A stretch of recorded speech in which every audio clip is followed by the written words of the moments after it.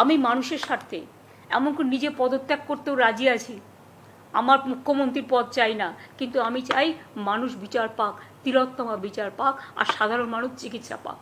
প্রথম কথা বলবো যে মমতা বন্দ্যোপাধ্যায় একজন মিথ্যেবাদী, এবং তিনি যে একই মুখে বারংবার বিভিন্ন কথা বলেন, এটা এর আগেও আমরা দেখেছি। দিতে পারি বা দেব এই ধরনের কথার চেয়ে নিজে প্রমাণ করে দেখাক। মুখ্যমন্ত্রীর পদত্যাগ দাবি এক, দফা এক, মুখ্যমন্ত্রীর পদত্যাগ, এটা শুধুমাত্র আমাদের কথা নয়, পশ্চিমবঙ্গের সুশীল সমাজ থেকে শুরু করে, ডাক্তার থেকে শুরু করে, স্কুলের ছাত্রী থেকে শুরু করে প্রত্যেকটা মহিলা যারা কোনোদিনও কখনো কোনো রাজনৈতিক সংগঠনের সঙ্গে যুক্ত ছিলেন না, প্রত্যেকে পথে নেমে একই কিন্তু দাবি জানিয়েছে যে দফা এক, দাবি এক, মুখ্যমন্ত্রীর পদত্যাগ। আর আজকে নিজের মুখে শুধুমাত্র সান্ত্বনা দেওয়ার জন্য, শুধুমাত্র সিম্প্যাথি নেওয়ার জন্য এই কথা বলে কোনো লাভ হবে না। যদি সত্যিকারের ক্ষমতা থাকে, উনি যে কথা বলেছেন পদত্যাগ করবার কথা, উনি পদত্যাগ করে দেখাক, তাহলে বোঝা যাবে যে মমতা বন্দ্যোপাধ্যায় সত্যিই তিনি যে কথা বলেন সেটা করে দেখান। আজকে আমরা দেখতে পাচ্ছি, যখন সমগ্র বাংলা উত্তাল হয়ে গেছে, যখন সমগ্র বাংলা চাইছে যে এখানে আবার ল অ্যান্ড অর্ডার স্থাপিত হোক, যখন সারা পশ্চিমবঙ্গের মানুষ চাইছে যেভাবে এখানে গণতন্ত্র ভুলুণ্ঠিত হয়েছে সেটা আবার সেই সঠিক পরিবেশ ফিরে আসুক, মায়েদের সম্মান ফিরে আসুক, মেয়েদের সুরক্ষা এখানে সুনিশ্চিত হোক, সেই সময় দাঁড়িয়ে মমতা বন্দ্যোপাধ্যায়ের এই কথা, আমি বলবো যে শুধুমাত্র কথার কথা নয়, তিনি প্রমাণ করে দেখান। এবং সেই সঙ্গে সঙ্গে এটাও বলবো যে তিনি দুঃখ প্রকাশ করেছেন যে 30 দিনের বেশি সময় হয়ে গিয়েছে, যে এখনও দোষীরা সাজা পায়নি। কার কারণে পায়নি? মমতা বন্দ্যোপাধ্যায় প্রশ্রয় দিয়েছে। মমতা বন্দ্যোপাধ্যায় আজকে তিনি নিজে স্বাস্থ্যমন্ত্রী, পুলিশ মন্ত্রী, আজকে তার পুলিশ আরজি করের যে সমস্ত প্রমাণ ছিল, এভিডেন্স ছিল, সেগুলোকে রক্ষা করতে ব্যর্থ হয়েছে। 14 তারিখ রাতে তৃণমূল কংগ্রেসের অ্যান্টি সোশ্যাল এলিমেন্টসরাই সেখানে ঢুকে সমস্ত এভিডেন্সকে নষ্ট করে। এবং পাশাপাশি এই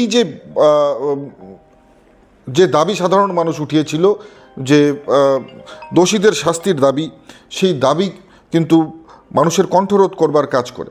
আমরা দেখেছি বিভিন্ন জায়গায় আন্দোলন হয়েছে, সেখানে পুলিশ লাঠিচার্জ করেছে, ছাত্রদের উপর, ছাত্র সংগঠনের উপর লাঠিচার্জ করা হয়েছে। পাশাপাশি বিভিন্ন জায়গায় ডিএম অফিস দখল করা, ডিএম অফিসে ডেপুটেশন দেয়াকে কেন্দ্র করে আমরা দেখেছি সেখানেও কিন্তু পুলিশ ওয়াটার ক্যানন চালিয়েছে, লাঠি চার্জ করেছে, টিয়ার গ্যাস ছুঁড়েছে। অর্থাৎ স্পষ্ট, যারা আন্দোলন করছে তাদের কণ্ঠরোধ করো। আর আজকের যে এই জুনিয়র ডাক্তারদের সঙ্গে বৈঠক, আমি বলবো শুধুমাত্র চোখে ধুলো দেওয়ার জন্য। মমতা বন্দ্যোপাধ্যায় যে কাজটা খুব ভালো পারে, চোখে ধুলো দেওয়ার জন্য, সাধারণ মানুষের মধ্যে একটা সিম্প্যাথি ক্রিয়েট করবার জন্য আজকের এই মিটিং। এবং সর্বোপরি আজকে যখন সুপ্রিম কোর্টে কেস চলছে, যখন সুপ্রিম কোর্টে আমরা দেখছি যে একদিকে সিবিআই সওয়াল করছে যে যাতে দোষীরা শাস্তি পায় সেই জন্য, আর পাশাপাশি আমরা দেখছি যে দোষীদের হয়ে কারা দাঁড়াচ্ছে। অর্থাৎ দোষীদের হয়ে আমরা যখন দেখছি 21 জনের প্যানেল, আর সেই প্যানেলে কপিল সিব্বাল থেকে শুরু করে 21 জন তাবর সুপ্রিম কোর্টের লয়ার যখন সেখানে তারা যখন স্টেটের হয়ে দাঁড়াচ্ছে, এই রাজ্যপক্ষর হয়ে দাঁড়াচ্ছে, তার মানে কি? একদিকে তিনি বলছেন নির্যাতিতার যারা দোষী তাদের শাস্তি হোক, আর একদিকে নির্যাতিতার দোষীরা যাতে শাস্তি না পায় সেই জন্য সুপ্রিম কোর্টে 21 জনের প্যানেল তৈরি করে কোটি কোটি টাকা সেখানে ব্যয় করছে, যেটা আপনার আমার ট্যাক্সের টাকা। আজকে সেই জায়গাটা থেকেই আমাদের প্রশ্ন যে যদি মমতা বন্দ্যোপাধ্যায় সত্যিই চায় দোষীদের শাস্তি হোক, তাহলে কেন 21 জনের সুপ্রিম কোর্টে লয়ারদের প্যানেল তৈরি করলেন? যদি সত্যিই তিনি চান যে দোষীরা গ্রেপ্তার হোক, তাহলে কেন 5 দিন পর্যন্ত তথ্য লোপাট করা হলো?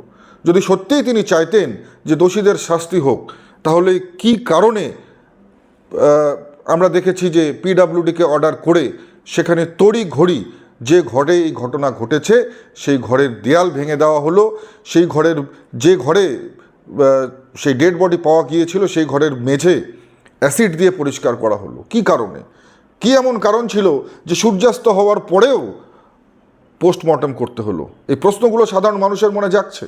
আর তারপরে আজকের দিনে দাঁড়িয়ে তিনি যখন বলছে যে আমি মুখ্যমন্ত্রীর চেয়ার চাই না, মুখ্যমন্ত্রীর চেয়ার থেকে আমি সরে যেতে পারি, পদত্যাগ করতে পারি, বলছেন কেন?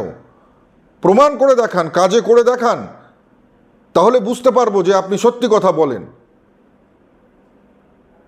মমতা বন্দ্যোপাধ্যায় চেয়ারের জন্য এতটাই লোভী যে তিনি বাংলার সর্বনাশ হয়ে গেলেও, বাংলায় একের পর এক এই ধর্ষণের মতন ঘটনা হয়ে গেল, বাংলায় মায়েদের সম্মান নিয়ে ছিনিমিনি খেলা হলেও অন্তত পক্ষে এনার মতন যে ব্যক্তি কখনো চেয়ার ছাড়বেন না, কারণ ওনার মধ্যে চেয়ারের লোভটা অনেক বেশি।